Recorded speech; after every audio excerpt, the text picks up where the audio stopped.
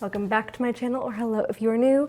This is a very cozy video. I feel like it was kind of cold today and I'm just like living in my sweats and baggy sweatshirts and we're keeping it really chill, but we are prepping our toddler activities for the week. What I love about simple activities is that it's really quick to set up, but a really big pro tip is if you prep it on like Sunday night or a couple nights before, then it literally takes you seconds and you don't need to think about it. It's way easier to not then have to just like turn on the TV when you're overstimulated and you just need a minute, which is fine. But this is just another tool and I find it so much easier when it's prepped or I have things ready to grab. And another pro tip, most of this, once you prep it once, you can just save it for like grabbing it out in literally 5 seconds. So some of this I'm gonna show you, I already have prepped, and then we're gonna create a simple activity as well. All right, I have a 2-year-old and a 4-year-old, so I'm gonna show you which ones I'm gonna do this week. First one is a favorite. These are just popsicle sticks and some dot stickers or some like circle emotion stickers. And you just put 2 popsicle sticks together, put a sticker, it doesn't even need to be a circle sticker, in between, and then you like slice it, and there you go. So we just lay these out and it makes a really fun puzzle. My 4-year-old, I can put all of these out when she can do it. My 2-year-old, I would pre-find maybe like 5 to maybe 10, probably not, but 5-ish matches at a time and mix them up and have him work on it that way. But these are great. They love this one. Every time they see it, they're just so excited. Honestly, the 4-year-old likes to do all the things that the 2-year-old's doing too, even if it's way too easy for her. But this is more so for my 2-year-old. We got our colored popsicle sticks, a huge egg carton. You don't need to do a huge one this big. Any egg carton will do. I used dot paint to make these dots, and all he has to do is match the color. It's great for fine motor skills. You're sliding them in, you're working on your colors, you're working on concentration, getting him to stay entertained with something, and you can also work on them pulling them back out. This one literally took me maybe 3 minutes to prep the first time. I don't even think that long. Because of this material, I'm pretty sure the dot paint like kind of made it soggy enough where once it was painted, I just like shoved that through. But depending on what material yours is, you might either need to use a box cutter or you can stick the popsicle stick in. Another color activity and fine motor skills, a little bit more challenging. We're going to use paper clips this time. I used dot paint as well for this, dotted around the corners. But for something like this, I like to pre-count out how many of each like color I need, so that way it's simple. I can just have this out ready to go. I'm not giving them like 1,000 paper clips. But this one is a little more challenging because they're gonna not only look for the color, but they're gonna work on sliding that on. This is great for my 4-year-old and for my 2-year-old. And if your younger one struggles, you can have them start on here and have them work on pulling them off to work on that fine motor muscles. Or if you still want to keep the color matching aspect of it, you can obviously help them get started. They can push it on, and then again, they can work on taking it off.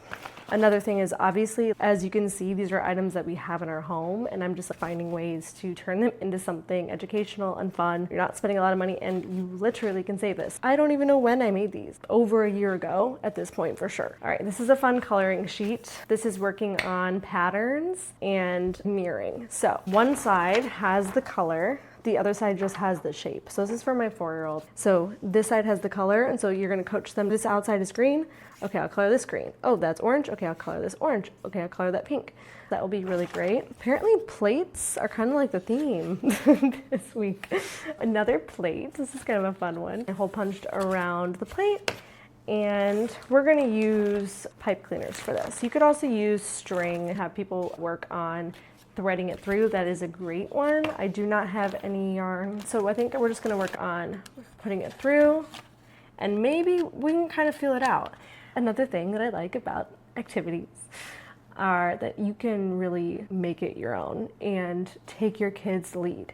If your kid sees this and their instinct is to thread it through and to keep threading the same piece through like this, great. You know what I mean? You want them to get used to exploring and playing independently and being creative and working that muscle, not necessarily following instructions of, oh, I made this activity this way, you need to do it that way. No. I think I'm gonna kind of just give it to my 4-year-old, give it to my 2-year-old and see what happens. Oh, okay. I don't have the second piece of this. It's in our office right now in a bin that my husband's in there working. But again, I prepped this over a year ago. I just took another empty egg carton and I wrote on dot stickers this time, capital letters. Hopefully you can see it from there. And on clothespins, I wrote lowercase letters for my daughter, who at the time was 3, working on her upper and lowercase letter matching. Still a great one for her. There's still letters as a 4-year-old that she still has a hard time, like B and D. She would take a clothespin and clip it on the match, or you can just set it inside, whatever you prefer. My 2-year-old is not ready to match upper and lowercase letters at this point, but he could do this activity if he wanted with just matching the colors and utilizing the clothespins. So those are the activities that I have planned. And again, it took maybe 3 to 5 minutes to grab all that out of my office. Okay, now let's make an activity. So you see firsthand how long it takes me to prep something. And this one is a little bit longer of a prep, but I can save it in my office and make it so it literally takes seconds to use over and over again. Okay, so for this, we have hair ties.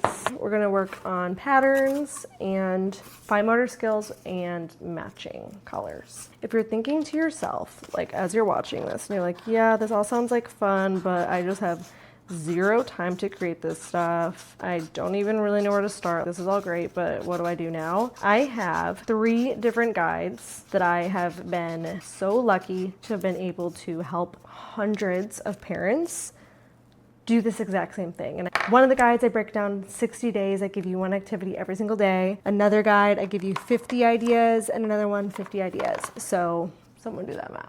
It's like 170 activities, 170 activities that I have available from 12 months through 6 years.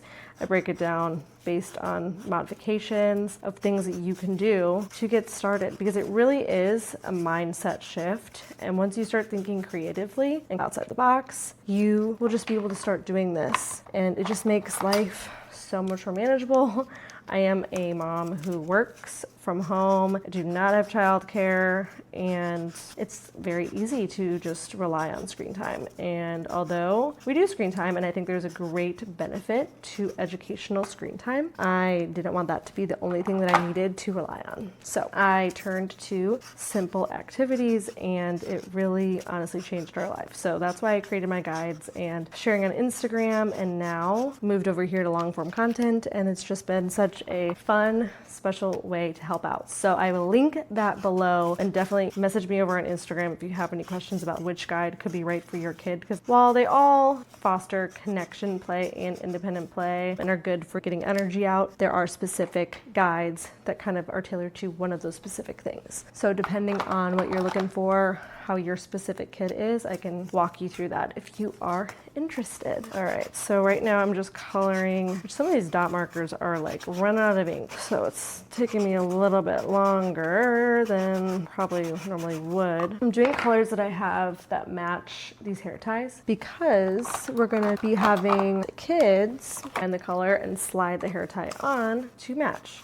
So that first roll that I already did was just a bunch of random colors. There was no pattern to it. This one I think I'm gonna do in a pattern. Okay, I'm not an artist, so I also want to stress none of these are messy play activities that I do in my guides or that I share in general, like my free activities. Never. It's never messy play. If I do like a craft, it's very chill. I'm not like making these look super amazing. Like A, I don't have time for that. B, that's not me. I'm not a person who can just make things look like really professional and good, but they don't need to be, and that's like the whole point. It needs to just do its job, and that means for this, it needs to be a color that they can match. It doesn't matter if the line isn't straight. Funny, these are all different height. Again, it doesn't really matter. So I started activities when I had my son, so my second child, and honestly the reason why I started activities was because I was feeling really disconnected from my daughter, who Obviously, it's a big life transition, welcoming a baby into the house, but she was acting out a lot more. She was having a lot more big feelings, and I just knew that it was from her feeling disconnected. So my first guide was made because those were activities that we did together as a family to connect, to fill her cup, to make her feel seen and cared for and special and have some really fun bonding time. And when I say it changed our family, I'm not saying it to be dramatic. I 1000% mean it.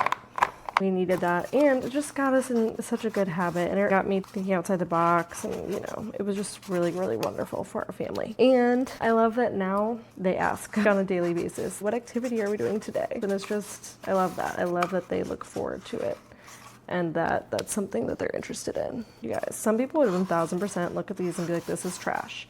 And you know what? It is trash. This is garbage that would have been thrown away, you know what I mean? So why not use it for something fun and to make your kids happy versus just throwing it away or recycling it? I mean, some of you are probably cringing right now at my lines, but hey, I hope this shows. If this is how I do it, like you 1000% can do it, because you can only go up from this artistic ability over here. It does not need to be perfect. Hold it there.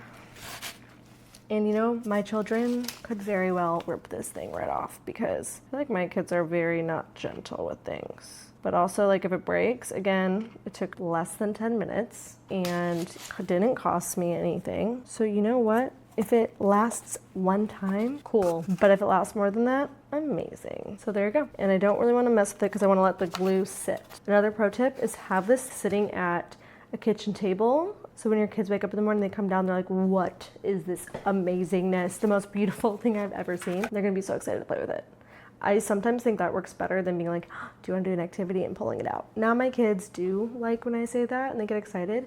But in the beginning, I think if you just have something sitting there, they're like, what is that? Let me play with it. All right, so that was how I prep for a week of activities. Open-ended, simple, foster independent play, creativity. Do not underestimate the power of creative play. Thanks so much, and make sure you hit subscribe so you don't miss the next video, and thanks for watching.